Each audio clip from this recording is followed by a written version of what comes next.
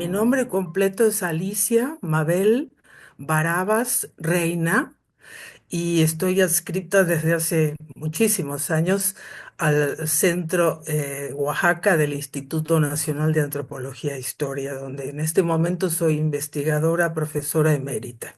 Hice mi escuela primaria en el Instituto Virgen Niña, un instituto católico en la ciudad de Buenos Aires, porque mis papás consideraban que se daba muy buena educación ahí. Ahí hice mi primaria y lo que en Argentina llamamos secundaria, que vienen siendo los primeros años justo antes de la prepa, ¿no? Lo que aquí equivale a estos años que creo que igual se llaman educación secundaria. Después,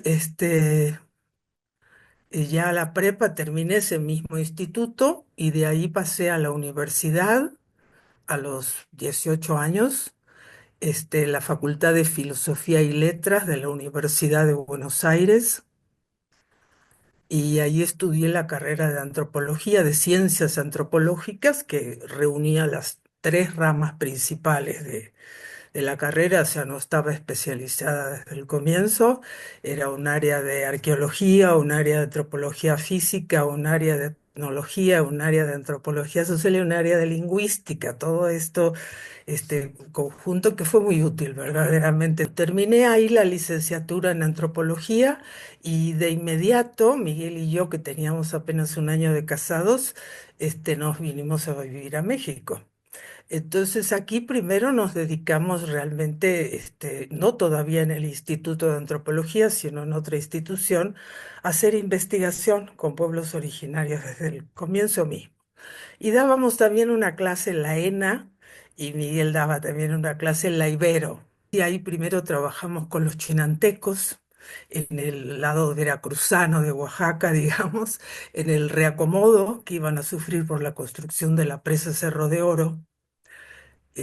Ahí trabajamos un año y después el doctor Guillermo Bonfil, a quien Miguel había conocido en Barbados, en la reunión de Barbados, y yo lo conocía mucho también, nos invitó a formar parte del INA y fuimos ahí entonces a fundar de alguna manera el primer centro del INA en el estado de Yucatán. Decidimos que era necesario seguir estudiando. Entonces, pedimos permiso en el INA para trasladarnos a la Ciudad de México y poder hacer una maestría en la UNAM. Y ahí nos interesamos, en ese momento no había maestrías en antropología, no en la UNAM. Entonces nos interesamos por una maestría en ciencias políticas, donde tuvimos excelentes profesores y aprendimos muchísimo. Entonces hicimos la maestría, en 2 años sacamos la maestría y tuvimos la fortuna de tener menciones honoríficas y demás, y nos dieron a los dos la medalla Gavino Barrera al mérito universitario. Fue muy emocionante aquel primer premio en México. Bueno, de ahí nos volvimos al campo, ya obtenida la maestría, primero a Yucatán, después muy enseguida a Oaxaca, donde nos interesó la diversidad, la pluralidad cultural del medio oaxaqueño que no existía en la península, ¿no? Entonces nos quedamos aquí en el centro INA Oaxaca, trabajando en ese momento con los indígenas chinantecos, perdón, chatinos de la Sierra Sur, sobre los cuales casi no se sabía nada en aquel momento. Nosotros decidimos ir a hacer una investigación y de ahí, después de unos años de trabajo, salió el libro, ¿cómo es que se llama? Tierra de la Palabra, Historia y Etnografía de los Chatinos de Oaxaca. Y nosotros nos movimos a Cuernavaca, al Centro Regional INA de Cuernavaca, de Morelos. Ahí hicimos una hermosa investigación con el poblado de Tetelcingo, ahí donde llegó Tausen por primera vez a fundar el Instituto Lingüístico de Verano. Hicimos un trabajo hermoso publicando la historia del poblado que ellos habían escrito con el objetivo principal de mostrar sus tierras, ¿no? De cuáles eran sus posesiones. Y también hicimos un hermoso estudio sobre tres rituales de esa comunidad de Tetelcingo, que era una de las pocas en aquel momento que se reconocía como náhuatl.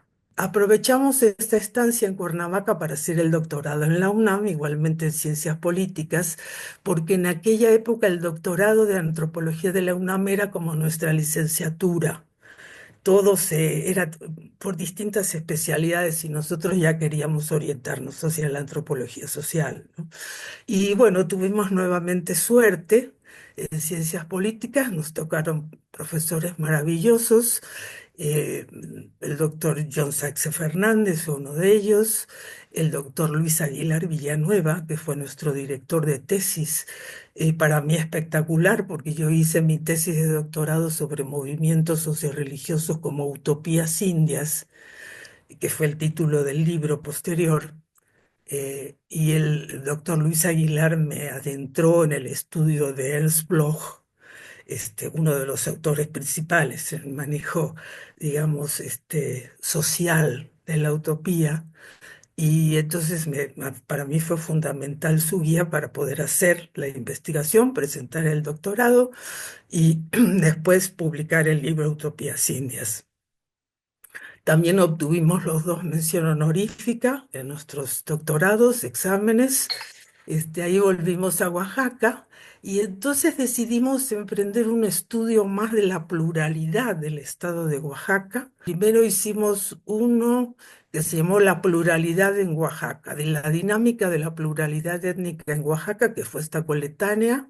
Y después sí emprendimos a pedido del INA, de la Secretaría Técnica del INA, un estudio sobre las perspectivas autonómicas, etnográficas para las autonomías, que era un tema de trabajo en ese momento después de la rebelión zapatista. Entonces hicimos una amplia investigación con varios colaboradores. En ese momento entonces inició un proyecto nacional en el Instituto Nacional de Antropología e Historia, coordinado a nivel institucional por la maestra Gloria Ortiz, que se llamó Etnografía de los Pueblos Indígenas de México en el Nuevo Milenio. Este proyecto duró 10 años. Miguel y yo siempre formamos parte del consejo académico y en este caso yo coordinaba el equipo de Oaxaca. Había equipos por cada estado del país prácticamente, fue un proyecto amplísimo, que tuvo, no sé, una gran convocatoria, incluso más eficiencia terminal que la universidad en cuanto a jóvenes que se graduaron en el contexto del proyecto, ¿no? Ahí yo coordiné la segunda línea de investigación nacional sobre territorialidad. Entonces de ahí produjimos, porque trabajábamos duro, todos los equipos, no solo en el campo, sino después escribiendo, que a veces es el problema, que las publicaciones tardan demasiado en salir. No, aquí cada 2 años teníamos un producto, en este caso fueron 4 libros grandes que se llamaron, los llamé Diálogos con el Territorio,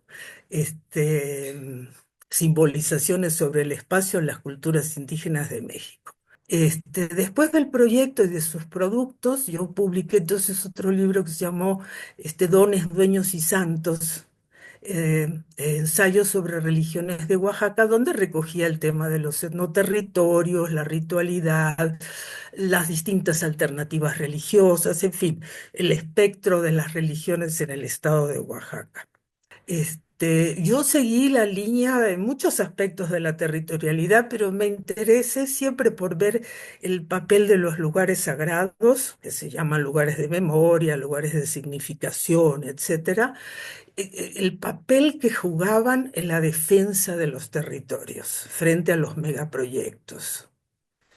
Entonces, uno de mis últimos trabajos de campo fuertes fue en el istmo de Tehuantepec, aquí en Oaxaca, donde se estaba empezando a generar el corredor transísmico, un megaproyecto importantísimo en gran medida, pero también en muchos aspectos muy lesivo para los Vinizá, los zapotecos Vinizá que viven en esa región. A todo esto también fui invitada por la revista Arqueología Mexicana hace ya como 5 años, y me pidieron escribir una sección permanente en cada número regular que se llama Los pueblos originarios hoy, y vengo escribiendo en esta revista desde hace 5 años.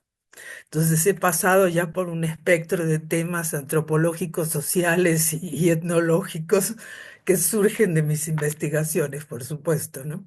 Y al momento presente estamos haciendo un proyecto que nos tiene encantados verdaderamente, que se llama Procesos de Etnogénesis en América Latina, del cual estamos terminando de organizar el primer volumen que recoge esta temática de la etnogénesis en Argentina, Chile, Brasil y Uruguay. Segundo volumen que empezamos a trabajar en este año, hacia el fin de año, recoge México, Perú, Bolivia, Guatemala, y todavía no sabemos si vamos a tener un colaborador en Cuba o no. Bueno, yo creo que siempre la antropología de México ha sido importante, porque nunca desconoció a sus pueblos originarios. Puede haber tenido a lo largo del tiempo, y siempre hay que ver todo esto contextualmente, no desde el presente nada más, este, aunque fueran políticas asimilacionistas, negadoras de los idiomas maternos, etcétera, siempre se ha reconocido la existencia de los pueblos originarios y se ha tratado de estar con ellos y de implementar políticas de alguna clase.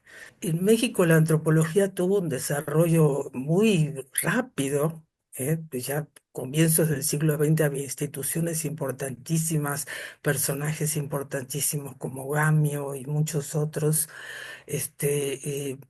y hubo un interés por la educación, que al principio puede haber sido castellanizadora, pero que fue cambiando, que me dio mucha emoción, me sentí súper honrada porque para los que hemos trabajado toda la vida con pueblos originarios en diferentes temas, pero siempre con pueblos originarios, tener este premio es realmente un galardón de mucha importancia porque el que está representado en este galardón es nada menos que el líder Tenamastli, que fue, si no el principal, uno de los principales líderes de la que podemos llamar casi guerra del Mixtón por la envergadura que tuvo.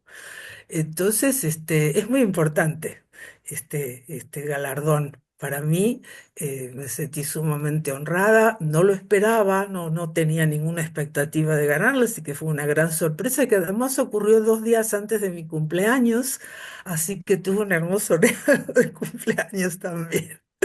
Pues mucho gusto y la verdad es que sí me alegro de que en esta ocasión toda la cosa es normal nuestro modo de vida y que puedo ir a Guadalajara a conocerlos y a recibir ahí el premio que creo que es importante, ¿no? Hacerlo ahí mismo.